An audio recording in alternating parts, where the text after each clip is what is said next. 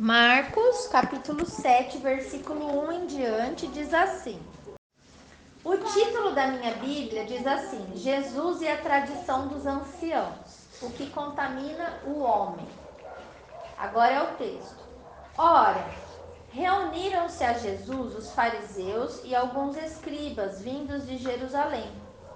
E vendo que alguns dos discípulos dele comiam pão com as mãos impuras, isto é, sem lavar, pois os fariseus e todos os judeus, observando a tradição dos anciãos, não comem sem lavar cuidadosamente as mãos.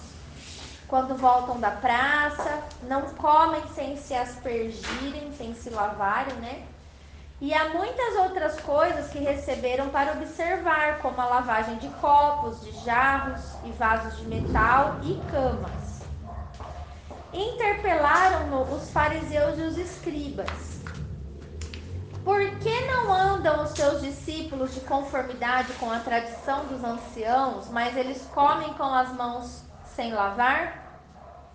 Aí Jesus respondeu assim: Bem profetizou Isaías a respeito de vocês, hipócritas, como está escrito: Este povo honra-me com os lábios, mas o seu coração está longe de mim.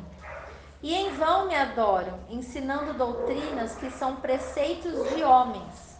Negligenciando o mandamento de Deus, guardais as tradições dos homens. E disse-lhes ainda: jeitosamente rejeitais o preceito de Deus para guardardes a vossa própria tradição. Só até aqui. Então, só para a gente entender o contexto.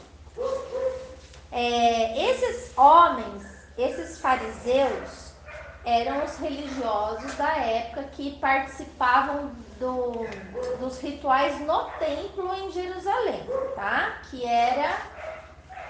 Porque ali, no contexto de Israel, na época de Jesus, não existia só os fariseus, existia outros tipos de religiosos. Igual a gente, não tem os católicos, que são cristãos, os evangélicos, que são cristãos, tem vários tipos. Tem o evangélico mais tradicional, por exemplo, da presbiteriana, tem aquele pentecostal, que é do sapatinho de fogo, né, do avivamento. Então, isso são linhas religiosas, certo? Cada um do seu jeito. Aqui também. Os fariseus eram um grupo específico que participava da religiosidade, mas dentro do templo em Jerusalém. Os saduceus, por exemplo, eram outro grupo que fazia a sua parte religiosa nos desertos. João Batista andava com esses aí, com os saduceus. E os saduceus, eles não acreditavam que existia ressurreição dos mortos, por exemplo. Os fariseus, sim. Então, são as diferenças religiosas que sempre existiram. Bom, fato é que o grupo dos fariseus vieram de Jerusalém para estar com Jesus. E o estar com Jesus, você entende que eles estavam ali para aprender, para ver o que Jesus ensinava, né? Andando com ele, com os discípulos dele. E eles observaram. Aí é o ponto que Jesus quis pegar na vida deles. Por quê? Você pode estar num lugar, numa igreja, numa religião, num grupo, para aprender. Você pode estar ali de mente aberta para receber o que está sendo falado, ou você pode estar ali só para observar, só para ver o que eles estão fazendo, entendeu? O que eles fazem, como eles se comportam, se tá certo, se não tá, entendeu? Por exemplo, imagina a gente receber uma visita de uma irmã da congregação. Então ela vem aqui, começa a participar com a gente, e aí ela vira para mim e fala assim: então, mas por que as mulheres que vão na sua casa de paz, elas elas usam calça, elas raspam a perna, elas cortam o cabelo curto, não usa véu. É a mesma coisa. Esse é o contexto, entendeu?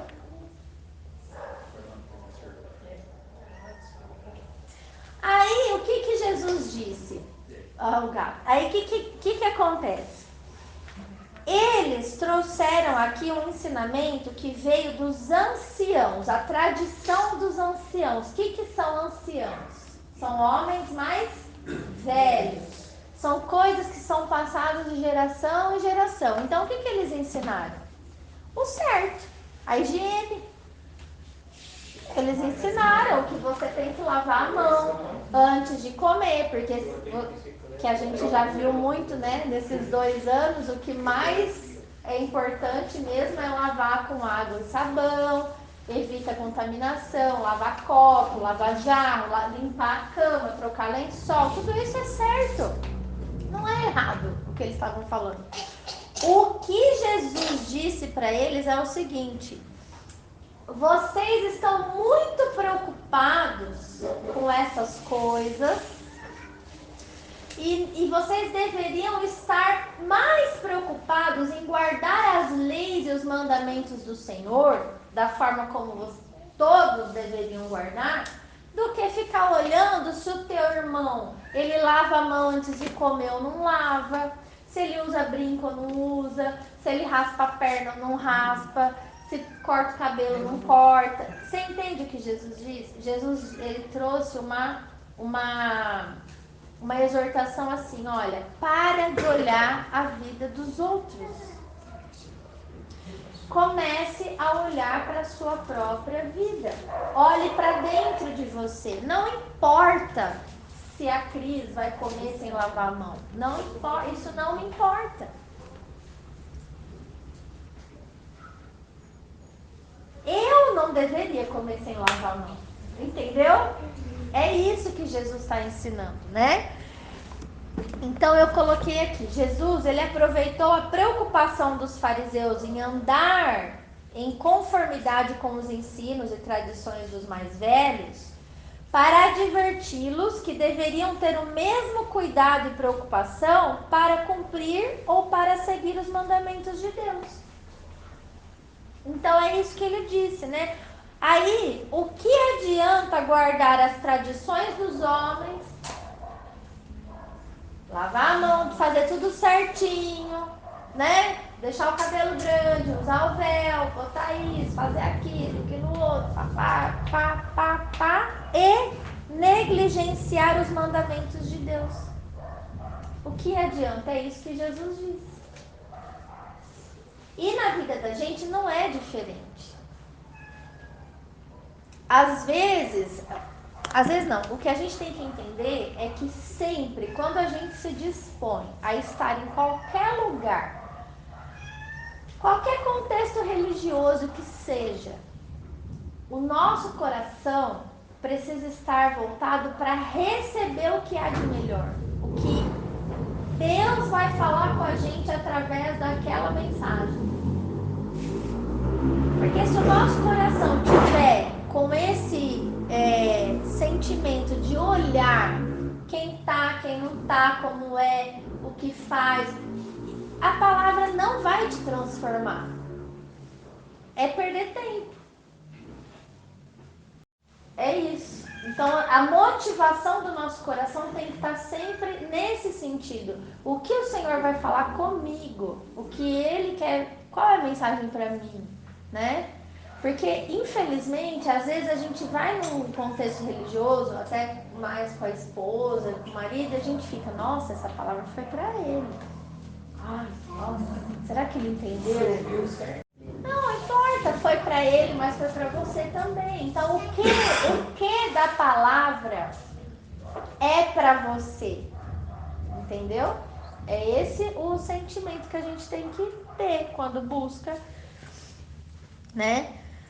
E aí, o Senhor, ele me levou para para alguns textos nesse sentido. Quando eu li isso aqui, ele chamando esses homens, ele falou: vocês são hipócritas.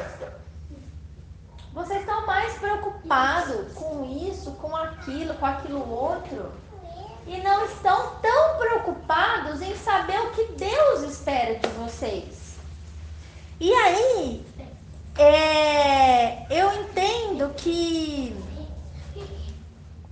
o homem, quando a gente coloca a nossa confiança no homem, a direção de um homem, a gente tem que entender que a gente vai se decepcionar. Porque o Pedro comeu sem lavar a mão.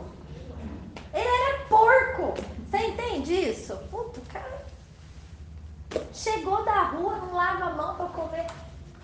Se você foi lá por causa do Pedro, você vai sair decepcionado. Mas Jesus não decepciona. Vocês entenderam? É isso que Jesus está querendo trazer para nós hoje. Nós não podemos focar na pessoa. A gente tem que focar a mensagem. Porque as pessoas decepcionam. Vocês entendem? Mateus 16. Vou ler alguns textos pra gente. Vou tentando passar tudo que. Essa meditação que Deus foi me levando, né? Na hora que eu estava lendo isso. Mateus 16, versículo 26 e 27.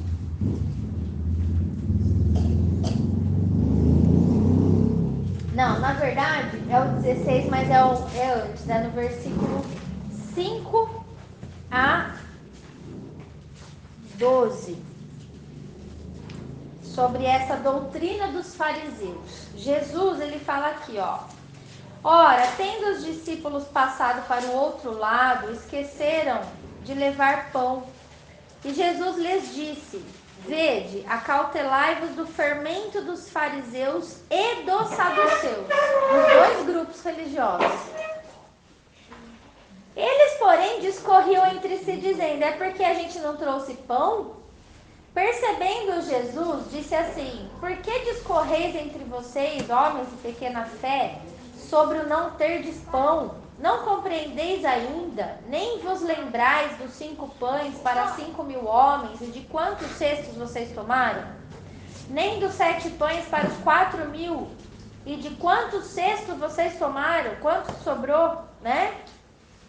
Como não compreendeis que não vos falei a respeito de pães? E sim, acautelai-vos do fermento dos fariseus e dos saduceus.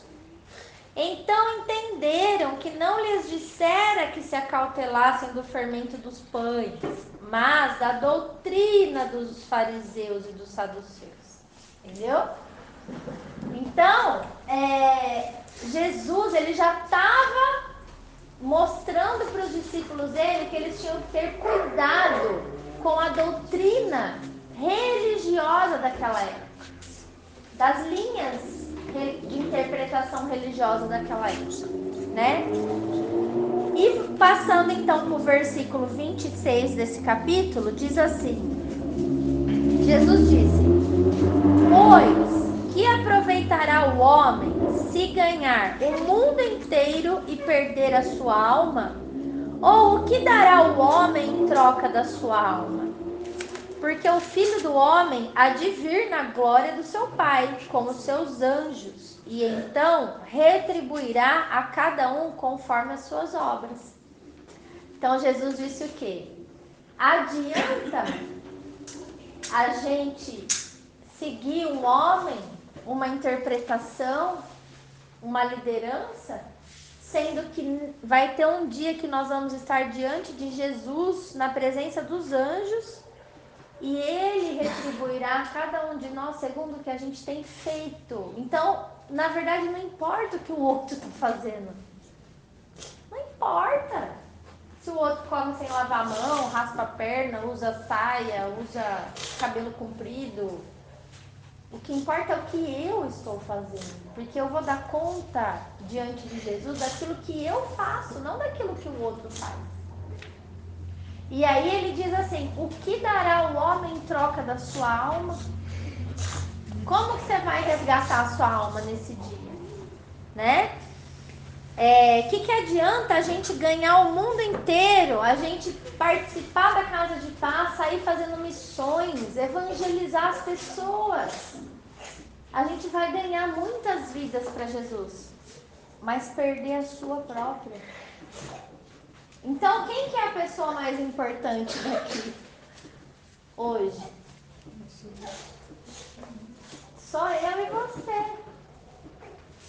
Porque foi por você que Jesus derramou o sangue dele na cruz. Eu sou a pessoa mais importante para Deus aqui hoje. Você é, né? Aí no Lucas, para frente de Marcos, Lucas 12, versículos 20 e 21.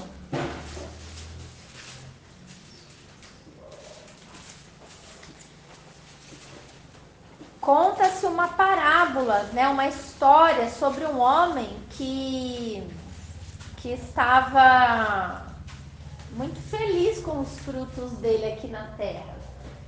E aí, no 20 e no 21 vem uma pergunta de Deus. Mas Deus lhe disse assim: louco, esta noite te pedirão a tua alma, e o que tens preparado? Para quem será? Para quem você vai deixar tudo que você conquistou? Todos os seus frutos, a sua riqueza?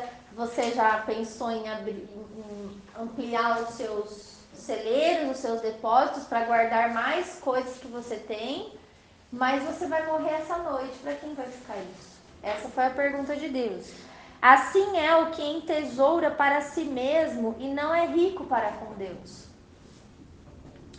A seguir, dirigiu-se Jesus a seus discípulos, dizendo assim: por causa disso, eu vos advirto, não andeis ansiosos pela vossa vida, quanto ao que haveis de comer, e nem pelo vosso corpo, quanto ao que haveis de vestir, porque a vida é mais do que o alimento, e o corpo é mais do que as roupas.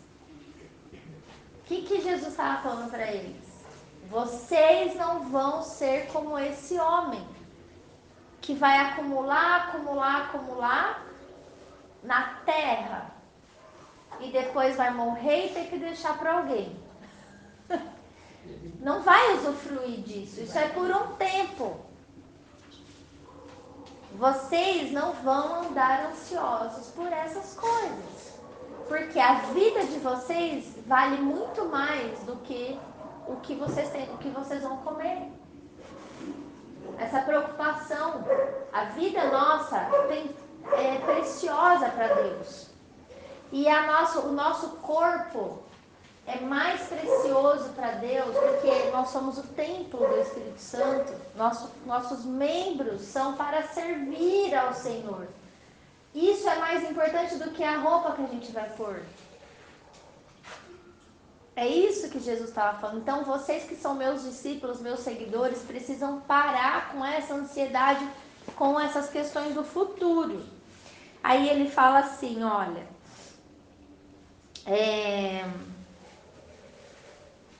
Versículo 28. Ora, se Deus veste assim a erva que hoje está no campo e amanhã é lançada no forno, quanto mais tratando-se de vocês, homens de pequena fé. Não andeis, pois, a indagar o que haveis de comer ou beber, e não vos entregueis a essas inquietações, porque os gentios de todo mundo é que procuram essas coisas, mas o vosso Pai sabe que vocês necessitam delas. Buscai antes de tudo o seu reino, e estas coisas que vocês precisam vos serão acrescentadas. Não temais, ó pequenino rebanho, porque o vosso Pai se agradou em dar-vos o seu reino. Olha que coisa linda, gente. Aí ele até fala assim, né? Vendei os vossos bens e dai esmola. Fazei para vós outros bolsas que não desgastem, tesouro inextinguível nos céus, aonde não chega o ladrão e nem a traça consome, porque onde está o vosso tesouro, aí também estará o vosso coração. Então, o que ele está querendo dizer? Use os recursos que vocês têm na terra para servir os outros, para ajudar, para socorrer. Não fiquem guardando para o dia de amanhã, porque o dia de amanhã pode nem existir na nossa vida. Confia no Senhor, Ele nos sustenta, Ele sabe que nós precisamos comer, nós precisamos beber, nós precisamos de roupa, nós precisamos de casa. Ele sabe tudo isso. E Ele é misericordioso, compassivo na nossa vida, né? Então, é importante a gente saber que quando a gente conhece esse Deus, né? O nosso coração, ele sai da preocupação dessas coisas e volta para o centro da confiança em Deus. Porque onde está o nosso tesouro, está o nosso coração. O nosso coração não tem que estar nessa gana das preocupações dessa vida. O nosso coração tem que ter a paz. Que Deus está cuidando de nós. E ele fala, ó pequenino rebanho, o Senhor se agradou em vos dar o reino dele. Olha, onde que nós vamos morar? A palavra diz que o Senhor Jesus está preparando as nossas moradias, as nossas casas, que serão aqui, a gente sabe, no reino. A gente nem faz ideia de como vai ser isso, mas está falado que vai ser isso. Então, essa confiança, ele se agradou em nos dar. Por quê? Pela nossa fé em Jesus. Pela nossa confissão pública de fé, pelas nossas atitudes de fé, pelas nossas obras de fé. Tudo isso nos leva a Cristo. Então, percebe que não há espaço mais para ficar olhando o que o irmão faz? Se ele quer fazer isso e não pediu a sua opinião, um conselho, uma conversa, a gente não tem que ficar incomodado com o outro, entende? Mais ou menos. Não é, Renata? Então, deixa eu ver se eu li tudo aqui que eu tinha que ler. Eu vi um vídeo hoje no Cláudio que ele falava isso do ontem, do hoje e do amanhã. Ele até faz zoeira que ele fala. Você fala que amanhã você vai comprar? Fala pra mim, compra amanhã então, agora. Tá vendo? Hoje é amanhã. Olha o que ele fala. Como que a gente deve agir então nessa vida, né? Só para completar esse, ai meu Deus, eu não vou ter essa ansiedade, mas como que eu devo me comportar? Qual é meu foco então, né? Nesse cenário que Deus propõe para mim de confiança plena nele. O cenário é o seguinte, ó, versículo 35 em diante. Cingido, vestido, né? Esteja o vosso corpo. Do Lucas 12. Do Lucas 12, tá? Ele fala assim, ó. Então, ó, cingido, vestido esteja o vosso corpo, e acesas as vossas lâmpadas. Sede vós semelhantes a homens que esperam pelo seu Senhor ao voltar ele das festas de casamento, para que quando ele vier e bater a porta, logo lhe abram. Bem-aventurados aqueles servos a quem o Senhor, quando vier, os encontre vigilantes. Em verdade vos afirmo que ele há de cingir-se, dar-lhes lugar à mesa e, aproximando-se, os servirá. Gente, você imagina isso? Jesus vestindo a gente com roupas espirituais, roupas que não se desgastarão mais, porque chegou a vida eterna, dando um lugar para nós, a sua mesa, e servindo a gente, botando um vinho no seu copo, assim, Jesus Cristo. Estou caminhando para Gente, olha que coisa linda isso. Olha a nossa fé. Aí ele fala assim, ó, quer ele venha na segunda vigília, quer na terceira, bem-aventurados serão eles, se assim os achar. Vigilantes, esperando Jesus, né? Sabei, porém, isto, se o pai de família soubesse a que hora havia de vir o ladrão, ele vigiaria e não deixaria arrombar a sua casa, não. Ficai também vocês apercebidos, porque a hora em que não cuidais, o Filho do Homem virá. Então Pedro perguntou, Senhor, proferes esta parábola para nós ou também para todos? Disse o Senhor, quem é, pois, o mordomo fiel e prudente, a quem o Senhor confiará os seus conservos para dar-lhes o sustento a seu tempo? Pedro. Bem-aventurado aquele servo a quem seu senhor, quando vier, achar fazendo assim. Verdadeiramente eu vos digo que lhe confiará todos os seus bens. Então isso é para quem? É para todos? Não, é para quem está com o foco, com a vida, com os olhos na volta de Jesus. Então, gente, é muito lindo ver que o nosso comportamento tem que ser esse aqui. Quando a gente começa a olhar para essas coisas, você começa a perceber que o problema do governo fica pequenininho. O que está acontecendo fica pequenininho na sua vida. E você começa a dar lugar ao verdadeiro rei, né, dessa terra. Eu marquei também Salmo 49, né, porque a gente está vendo aqui sobre a importância, né, que adianta, né, a gente fazer tudo certo, seguir a religião à risca, a tradição e perder a nossa alma. Por quê? Salmo 49 diz assim, olha.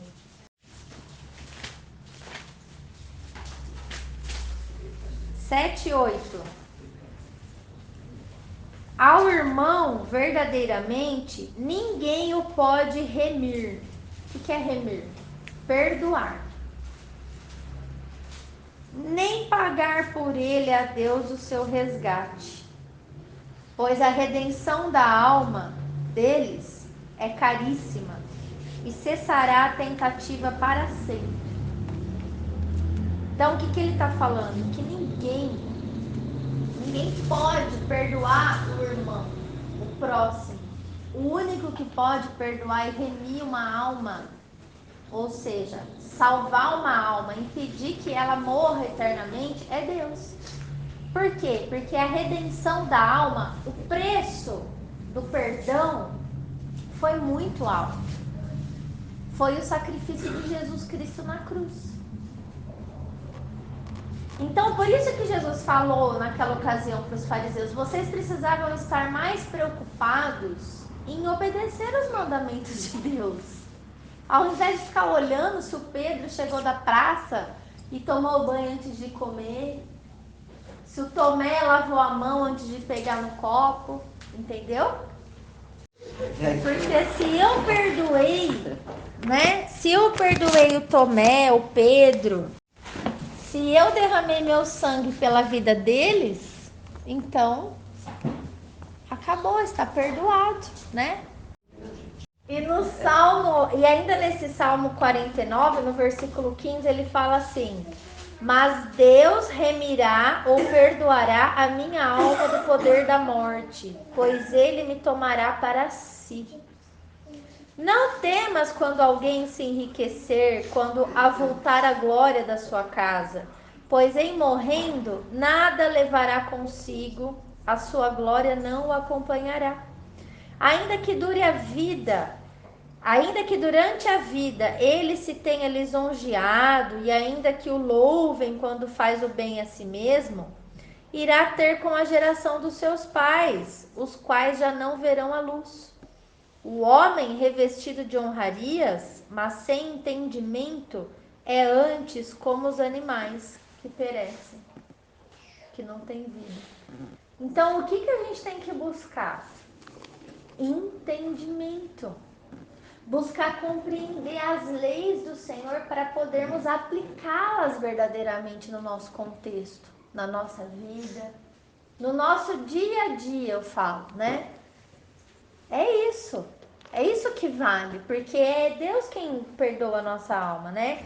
E aí, voltando ainda sobre salvação, Atos 4, importante a gente ler também, Pedro fala assim, olha, Atos 4, 10 a 12, ele está fazendo uma explicação sobre a cura de um coxo que ficava na porta do templo, né? E aí ele fala assim, ó, 10 a 12, diz assim: tomai conhecimento vós todos e todo o povo de Israel de que, em nome de Jesus Cristo, o Nazareno, a quem vocês crucificaram e a quem Deus ressuscitou dentre os mortos, sim, em seu nome é que este está curado perante vocês. Este Jesus é a pedra rejeitada por vocês, os construtores, a qual se tornou a pedra angular, a rocha principal. E não há salvação em nenhum outro, porque abaixo do céu não existe nenhum outro nome dado entre os homens pelo qual importa que sejamos salvos. Olha a resposta de Pedro. Esses construtores que rejeitaram Jesus, na verdade, eram os religiosos que deveriam construir a fé, né? Mas eles rejeitaram, porque ao invés de eles irem lá aprender alguma coisa, eles foram ver como que eles se comportavam.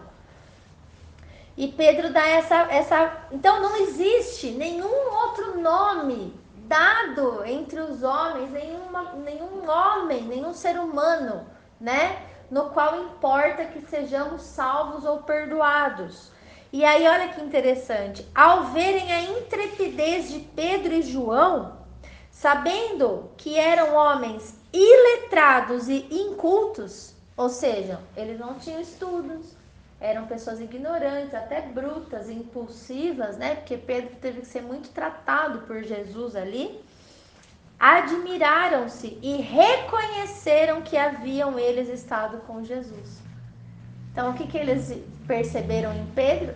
Ele se transformou com os ensinamentos de Jesus. Um homem que não sabia nada, não sabia se comportar, não sabia ter domínio próprio. Ao andar com Jesus, ficou parecido com Jesus. Olha que coisa linda, né? E é isso que Jesus quer fazer com a gente. Então, aprender essa exortação que ele deu ali para os fariseus ao chamá-los de hipócritas e tal, o que ele está querendo? Ele está falando isso para nós. Aprendam a colocar o olho de vocês naquilo que realmente vai fazer diferença na vida de vocês. Que são as leis de Deus mesmo, os mandamentos de Deus. Tá? Aí, voltando para Marcos 7, ele vai dar os exemplos disso, ele vai explicar no que eles estavam errando propriamente assim. Então, olha que interessante que ele fala. No versículo 9 em diante, então ele tá, só para contextualizar, no 8, né? Ele fala, ó, negligenciando o mandamento de Deus, guardais a tradição dos homens, certo? Aí ele fala assim, e disse-lhes ainda,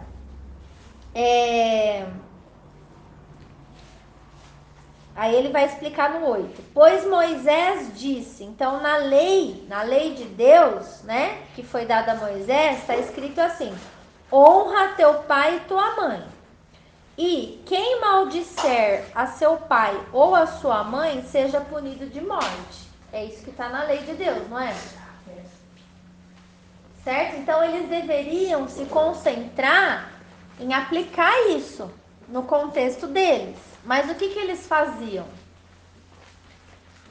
Vós, porém, dizeis assim, Se um homem disser ao seu pai ou à sua mãe, aquilo que você poderia aproveitar de mim é corbã, isto é oferta para o Senhor, então o dispensais de fazer qualquer coisa em favor do seu pai ou de sua mãe, invalidando a palavra de Deus pela vossa própria tradição, que vós mesmos transmitistes e fazeis muitas outras coisas semelhantes a essa.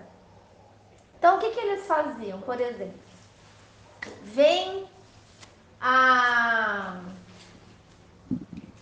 o Denis aqui com a Samanta na casa de paz e tem a avó que passa o sábado lá, né? É todo sábado lá, e vamos supor que essa avó precisa de recurso para comprar alguns remédios no mês, tá? Mas aí você faz assim, olha, a palavra não diz que você tem que honrar pai e mãe? Tá. Mas aí você vem falar pra mim, você fala assim, então, Amanda, é o seguinte, né? Você como líder da igreja, da Casa de Paz, você precisa recolher aí as ofertas para pagar o aluguel e tudo, né? Aí eu tenho duas opções. Ou eu dou a oferta para você pagar o aluguel, ou eu dou dinheiro para minha avó comprar os remédios do mês. O que eu faço? Você dá a oferta para a Casa de Paz, para a casa do Senhor. Aí você está dispensado de dar o remédio para sua avó. Entendeu? Porque você já está cumprindo a lei do Senhor. Era isso que eles faziam. Então, em benefício próprio, eles dispensavam a pessoa de cumprir a lei de Deus. Porque essa lei, honrar pai e mãe e sustentar isso de várias formas que existem, essa lei foi dada a você. Aí você põe a sua confiança num homem que decepciona, que falha, e não põe a sua confiança na palavra. E aí você deixa de socorrer, de dar oferta, isso para avó, para mãe que fosse, para transferir isso para um contexto religioso, para a casa do Senhor. É isso que Jesus está fazendo. Então, você invalida a palavra de Deus pela vossa própria tradição que vós mesmos transmitistes e fazem muitas outras coisas parecidas com essa, entendeu? Sabe?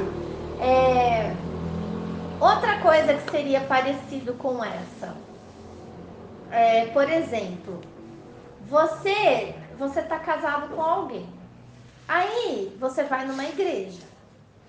Essa pessoa, ela tem um olhar sobre a liderança, sobre aquilo que é falado e tudo.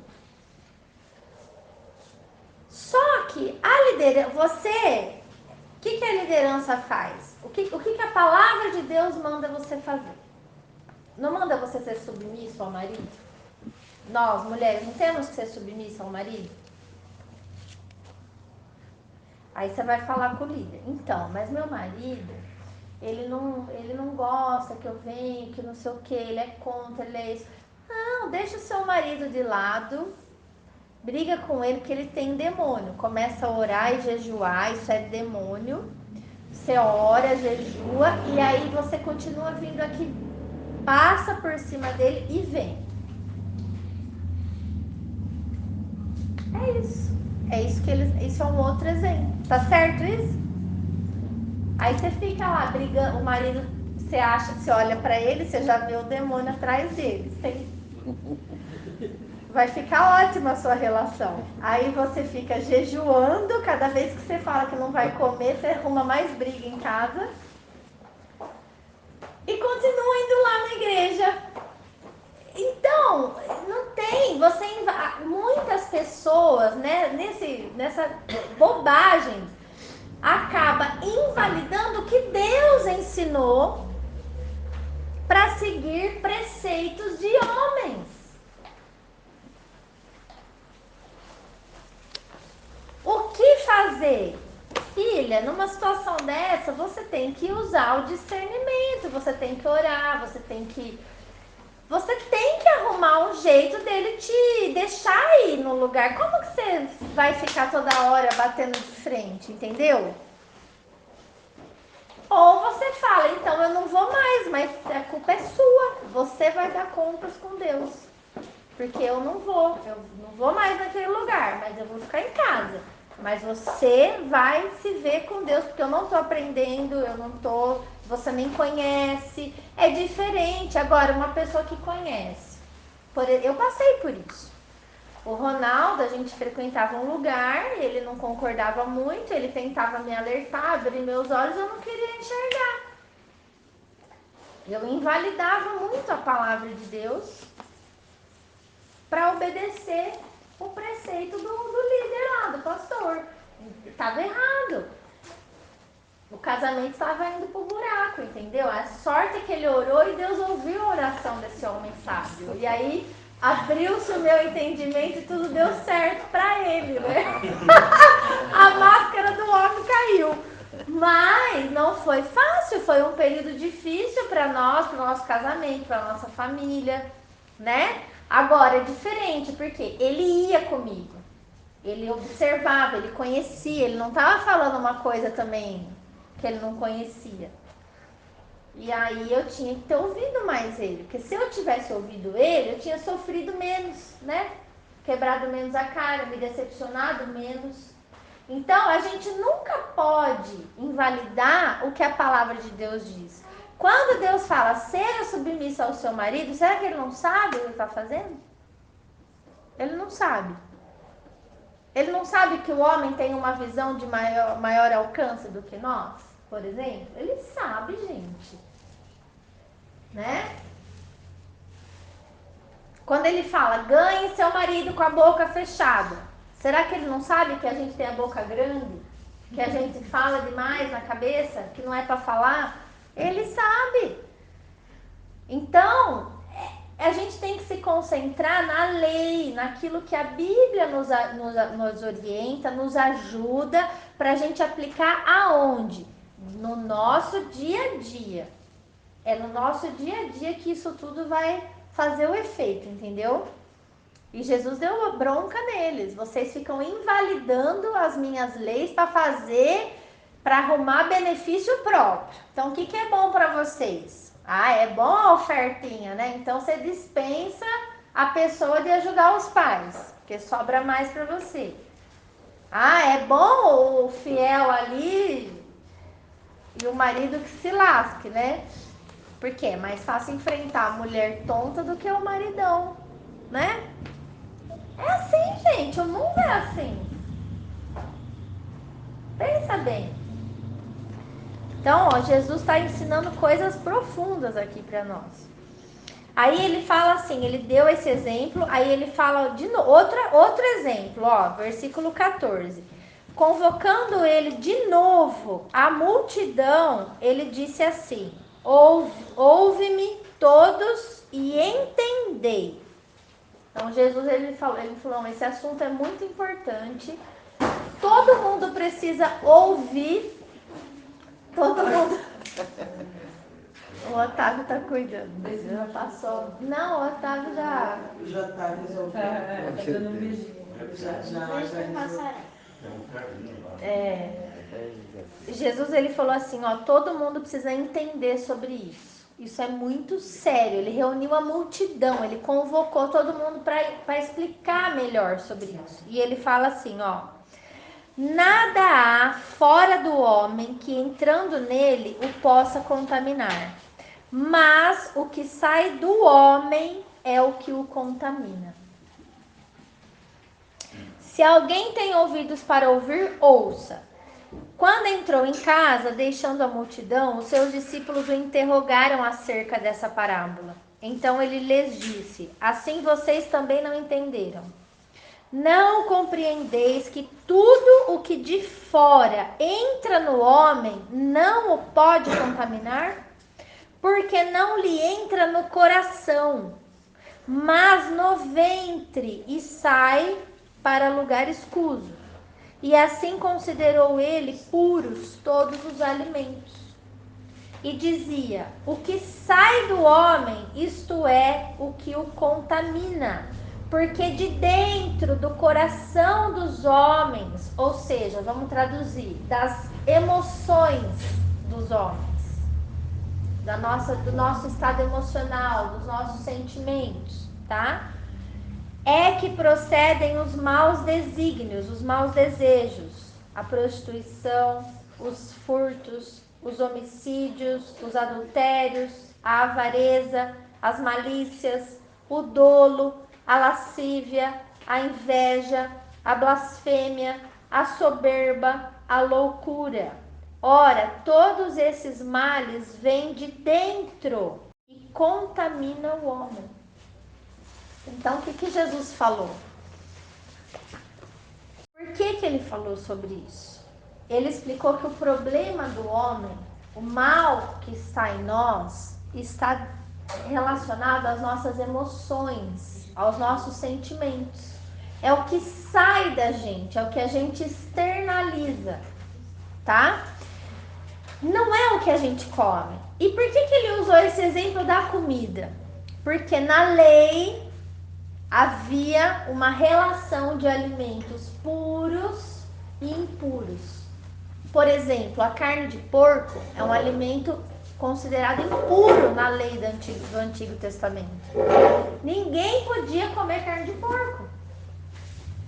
Outras carnes também, tá? Então, por que isso? Porque assim, a lei do Antigo Testamento, ela é sombra das realidades que iam ser reveladas através de Jesus Cristo. Então, o homem, na primeira aliança, ele precisava ver, literalmente, para entender. Então, quando alguém comia carne de porco, literalmente, essa pessoa era considerada suja, impura, não podia, ela pecou. É uma coisa escancarada, literal, entendeu? Era assim, para evidenciar o pecado. A mesma coisa, o animal tinha que pegar a ovelha de 1 ano, um animal puro, inocente, que não fez nada para ninguém, pegar ele, degolar, matar, sacrificar, pegar o sangue, jogar, aspergir tudo naqueles objetos na Arca da Aliança para significar o perdão. Tinha que ser visto isso. Ou seja, a pessoa ela tinha que ver o animal inocente morrendo para que o